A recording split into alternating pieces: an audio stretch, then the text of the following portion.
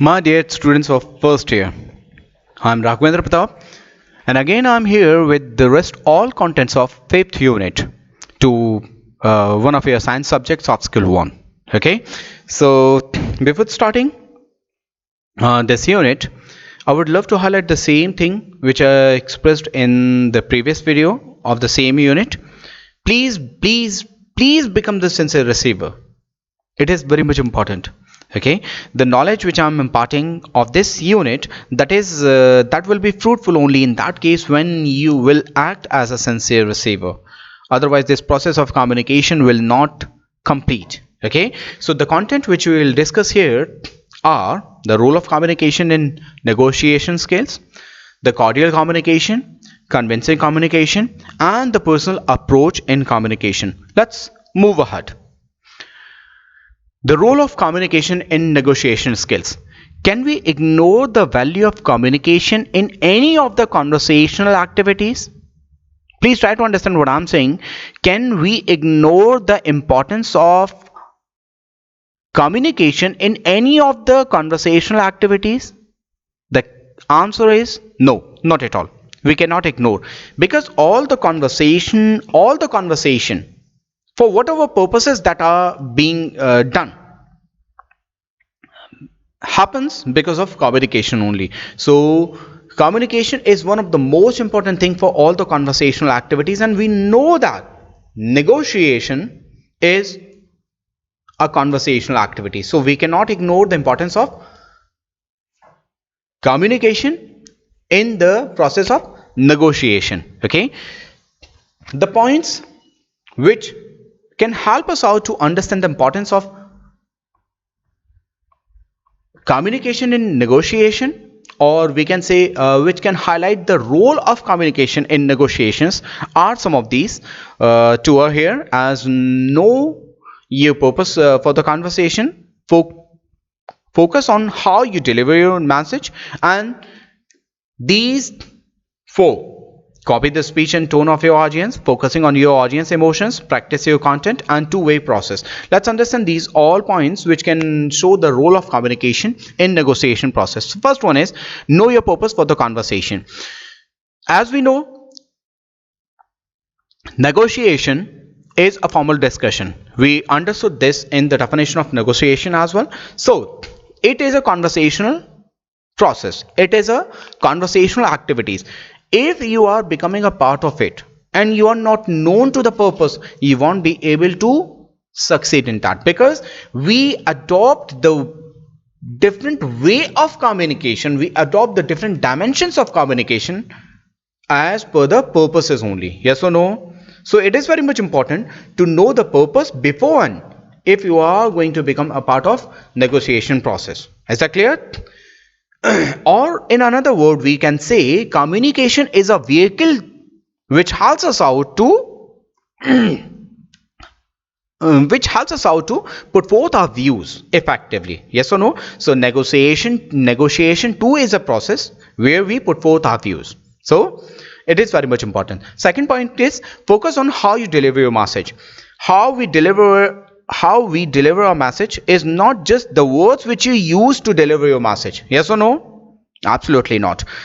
The way, the language, the tone, the method, the non-verbal standards of communication, all you use to make the understanding of your message more precise and clear. Yes or no? So it is very much important. It is very much important for you to focus on how you deliver your message in negotiation process. So here too communication comes in picture and shows its role in it. Third one is copy the speech and tone of your audience.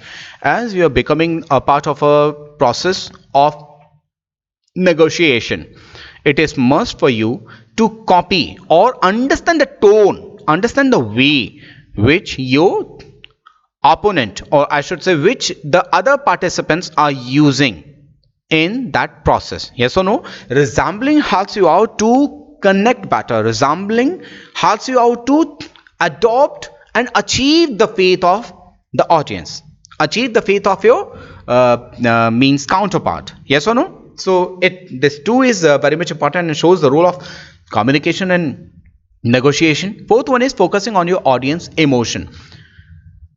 It is said, if you want to establish a communication with its 100%, you need to understand the emotions of the audience. So negotiation too is very much important to understand the emotions of the counterparty. Counterparty means with whom you are setting up a process of negotiation. Yes or no? So it is very much important to find the emotions of the audience, to focus on the emotions of the audience, to reach, to attract, to convince them. Fifth one is practice your content. Practice your content is all about something where the content, the ideas, the thought which you have, whatever these all you have in your mind, you are practicing in such a way where it can leave a better impression, where it can guide you to attract the favor, and it shows the role of communication in negotiation. And the last one is two-way process. Two-way process, we all do know conversation, all the conversation and related activities are two-way processes. Negotiation too is one of them, where communication shows its importance, its interference clearly to achieve the sides, to achieve the favor, to get the favor. This is two-way process. So communication is a two-way process. So as the negotiation is, we all do know where it fits with all its corner. So these were some of the points which showed the role of communication in negotiation. Let's move ahead to understand some more points. These are some of the different types of communication we use in negotiation process. Again, I'm highlighting, please have your thoughts very much clear. We are going to know the different types of communication which we use in negotiation process. These are three: cordial communication, convincing communication, and personal approach in communication. Let's understand these all clearly. Cordial communication. Cordial communication is all about something where you are trying to establish a friendly or sincere approach.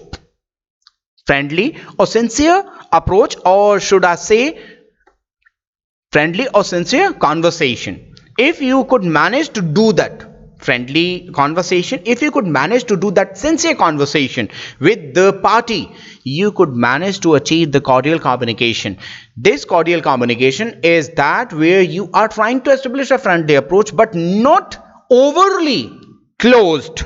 Overly closed means you are just showing the closeness, you are not overly showing the closeness. Is that clear? So this is all about the cordial communication. Next one is convincing communication. Convincing communication, we all do know the way, the art, the process, the methods which can attract, which can help you out to convince the party, convince the audience, convince other, is convincing communication. Means your every single steps helps you to convince, to get the favor, to take the side of the other participant of the negotiation process. And the last one is personal approach in communication. If you could manage to approach the audience, approach the counterpart, approach the opposite party, approach the participant of negotiation, you could win the battle. It means you need to approach the participant of negotiation process personally. This is all about the personal approach in communication. The way I explain the same with different words is written. It is that approach of conversation which generates bond among the parties. Ultimately, if you could manage to make that bond which other can feel, that will be the personal approach in communication. So these are some of the types of communication which we use in negotiation process. Let's move ahead to end this unit with these only contents which are here in front of you on this slide. We'll get to know about the strategies of negotiation. Under this, we'll understand planning, identification of position, listing of issues, and presentation of facts and evidence. We will understand these all as strategies of negotiation. Okay, let's move ahead. So, what are strategies of negotiation? Strategies of negotiations are those setup or are those ways which makes us comfortable during the process of negotiation. Is that clear? These strategies, these ways helps us out to be comfortable during the process of negotiation. Let's move ahead. These all. The first one is continual process of layer over layer. Continual process of layer over layer is clearly where you are trying to cross every single milestone one by one. Means a process to move on with every single milestone. Every time whenever you are saying something, you are moving ahead to convince the party. Is that clear? This is the continual process of layer over layer. Second one is listing the issue. Listing the issue is a good negotiator must have all the a good negotiator must have, look at the cursor where I'm moving, a good negotiator must have all the issues and their related aspects clear in mind. It is must. Listing the issues is all about something. Negotiator must have all the aspects, all the concepts very much clear in his mind, because if he is not clear on those points, he would not be able to express and explore those all to others. Third one is planning. Planning is all about means the advanced planning or preparation beforehand. So planning for all the issues to deal appropriately to get favorable result is that planning, that strategies which we use. Fifth one is forecasting the pros and cons. Forecasting is all about we do know where we get something to be expected. Yes or no? So do not just expect or forecast do not just expect or forecast only and only favorable results. Yes or no? It may possible the logic, the ideas, the thoughts which other negotiator means the negotiator of other parties are expressing. Those too can be valuable and cannot be ignored. Yes or no? Yes, absolutely. So it is too much important for you not to have such a strategies to have just one side of the aspect. Yes or no? You need to think about all the pros and cons of that point which you are discussing. Fifth one is presentation, the facts and evidence.